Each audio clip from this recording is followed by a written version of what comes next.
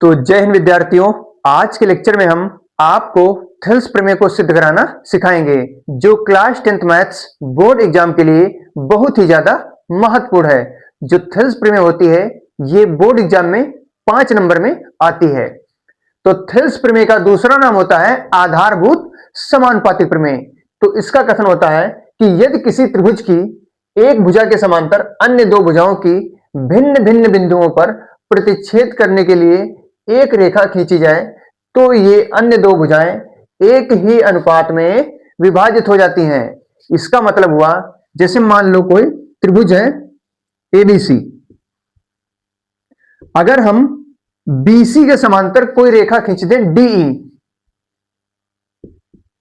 हमने बीसी के समांतर खींचा है डीई, तो ये जो शेष दो भुजाएं हैं एबी और एसी ये समान अनुपात में विभाजित हो जाती हैं। अर्थात इसमें हमको सिद्ध करना है कि एडी बटे डीबी बराबर एई बटे ईसी। हमें सिद्ध करना है एडी बटे डीबी बराबर एई बटे ईसी। ये हमें थेल्स प्रमेय में प्रूफ करना है। तो सबसे पहले आपको लिख लेना है कि सिद्ध करना है हमें एडी बटे डीबी बराबर एई बटे ईसी। फिर इसके बाद हेडिंग पड़ेगी रचना। रचना में आपको लिखना है कि बी को ई से मिलाया और सी को डी से मिलाया। तो लिखेंगे हम बिंदु बी को ई से तथा डी को सी से मिलाया, और आपको यहां पर लंब भी डालना पड़ेगा। तो बिंदु ई से हम एडी पर डालेंगे लंब और बिंदु डी से एई पर डालेंगे लंब। इसको दे देंगे नाम हम एम और इसको दे देंगे हम एन। तो लिखेंगे हम डी एन लंब एई खींचा।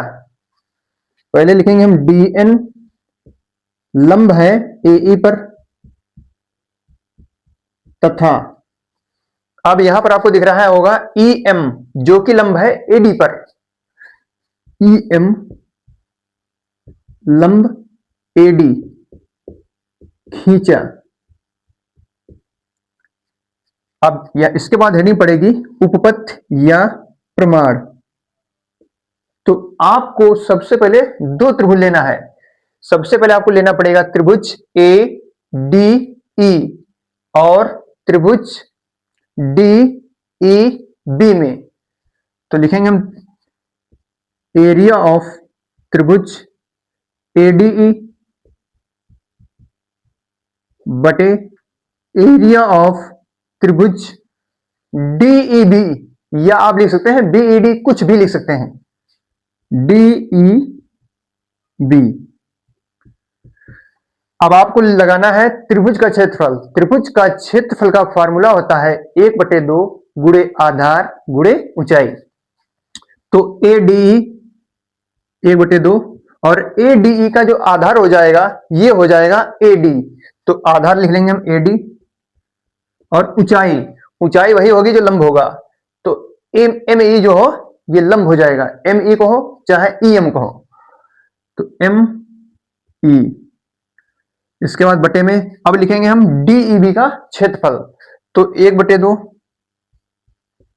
आधार हो जाएगा आपका डीबी, डीबी हो जाएगा आधार, और ऊंचाई, ऊंचाई वह रहेगी एमई।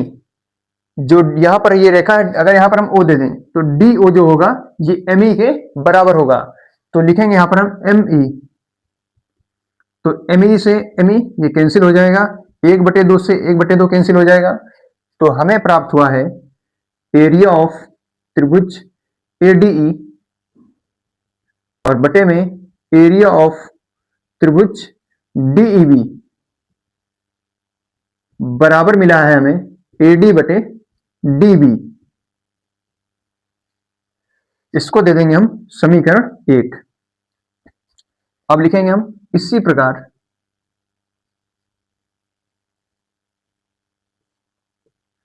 अब की बार लेंगे हम त्रिभुज एडीई और डीईसी।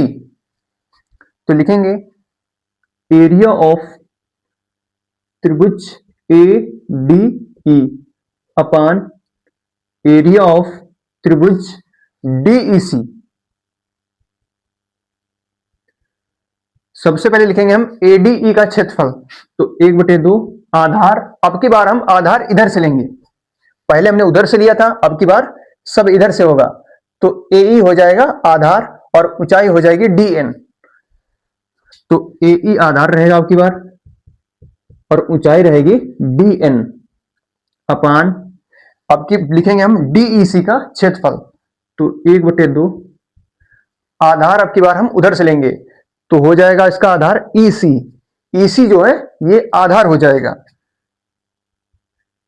और ऊंचाई डीएन ही रहेगी।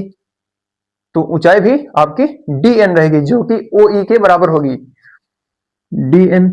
तो डीएन से डीएन कैंसिल हो जाएगा, 1/2 से 1/2 कैंसिल हो जाएगा। तो मिला है हमें एरिया ऑफ त्रिभुज एडीई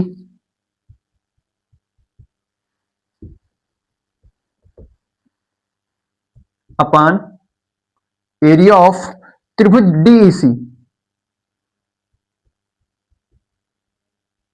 बराबर एई बटे ईसी। इसको दे देंगे हम समीकरण 2। हमें सिद्ध करना था एडी बटे डीबी बराबर एई बटे ईसी। अब जब आप समीकरण 1 और 2 को ध्यान से देखेंगे तो समीकरण 1 में ऊपर लिखा है एडीई, समीकरण 2 में भी लिखा है इधर बाईं ओर एडीई। समीकरण 1 में लिखा है नीचे डीईबी और यहां पे लिखा है डीईसी। तो आपको ध्यान से देखना पड़ेगा डीईबी और डीईसी को। तो यहां पर आपका बन रहा है डीईबी, ये आपका डीईबी त्रिभुज है और डीईसी ये हो जाएगा डीईसी। ये है डीईबी और ये है पूरा डीईसी। इनका जो आधार है ये समान है, ये दोनों त्रिभुजों का आधार जो है डीई है। अगर दो त्रिभुज हैं और उनके आधार समान है तो उनके क्षेत्रफल भी समान हो जाएंगे। जैसे मान लो अगर एक ही आधार है और उस पर दो त्रिभुज बने हुए हैं, कुछ इस प्रकार से आधार एक है और उसी आधार पर दो त्रिभुज बने हुए हैं, तो उनके क्षेत्रफल भी जो होंगे समान हो जाएंगे। तो डीईबी का क्षेत्रफल डीईसी के बराबर हो जाएगा। तो समीकरण 2 का जो बायां भाग है और समीकरण 1 का जो बायां भाग है ये समान हो जाएगा। तो मिलेगा हमें समीकरण 1 व 2 से एडी बटे डीबी बराबर एई बटे ईसी।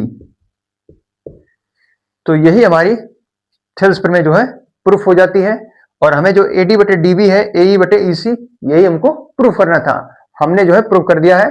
तो आई होप आप थेल्स प्रमेय को बहुत ही आसानी से समझ गए होंगे। तो अगर आपको लेक्चर हमारा पसंद आए तो कृपया हमारे वीडियो को लाइक और कृपया चैनल को सब्सक्राइब करना ना भूलें। धन्यवाद।